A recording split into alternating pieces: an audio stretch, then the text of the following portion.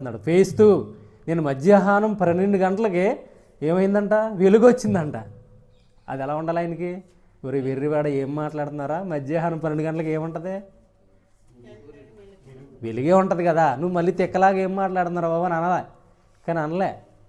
ప్రకాశమానమైన వెలుగు నా కంట్లకి తలిగింది. నేనేమయ్యాను? మూర్చిల్లి కింద పడిపోయాను. చుట్టూ ఉన్న వాళ్ళు ఏమయ్యారు? ఆ వెలుగు చూడలేదు. ఇప్పుడు అలాగే వాక్యం వెంటాకు వస్తున్నా, వెలుగు చూడకపోతే ప్రయోజనం లేకుండా ఉండదు. అందుకే ఏంటంటే నూతన జీవితం జీవించలేరు.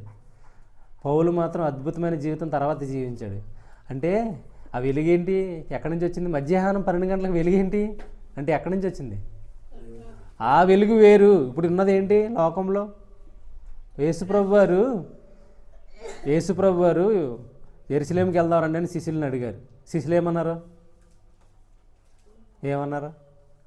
ప్రభువా, ఇప్పుడే నిన్ను రాళ్ళతో కొట్ట చంప చూస్తున్నారే, ఇప్పుడు వెళ్దామా అని అంటే యేసుప్రభు ఏమన్నాడు? పగల 12 గంటలో వెలుగు ఉంది కదా, ఆ వెలుగులో నడిస్తే ఎవడో కూడా త్రొట్లు పడ్డాం. రాత్రి వెలుగు ఉండదు, చీకట్లో నడిస్తే త్రొట్లు పడతారు. పర్లేదు మనం నడుద్దారండి అంటే ఏంటి అర్థం చెప్పండి? మీకు అర్థమైందా? ఏమర్థమైంది? పగల 12 గంటలు వెలుగు ఉంది కదా, ఆ వెలుగులో నడిస్తే త్రొట్లు పడాలి అంటే ఏంటి? త్రొట్లు పడడం అంటే పడిపోవడం. రాత్రి 12 గంటలు రెడీగా ఉంది, చీకటి ఉంది కాబట్టి ఆ చీకట్లో నడిస్తే పడిపోతారు. అయితే మనం ఇప్పుడు నడవండి అంటున్నాడు. అంటే అర్థం ఏంటి? లేదు, యేసుప్రభుని వెలుగులో చూడట్లేదు. కాబట్టి యేసుప్రభు మాత్రమును వాళ్ళ శిష్యులు మాత్రం వెలుగులో ఉన్నారు. కాబట్టి మనం త్రొట్లు పడడం, మనం నడుద్దాం పదండి అంటున్నాడు. అవి లాజిక్తో కూడిన బ్రెయిన్కి పనిపెట్టిన మాటలు అవి.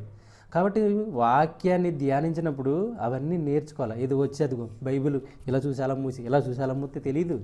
వాక్యము చక్కగా ధ్యానించాలి, చూడకుండా ఎంతకాలం వచ్చినా దానివల్ల నూతన జీవితం రాదు. పాత జీవితం అలాగే ఉంటుంది. ఆవేశం, కోపం, చిరాకు, ఇసుకు. మరి నూతనలో ఉండాలి కదా. కొత్త సంవత్సరం అడుగుపెట్టాం, ఇప్పుడు బాధలు ఉండాలని కోరుకుంటాం మనం. చెప్పండి పోనీ.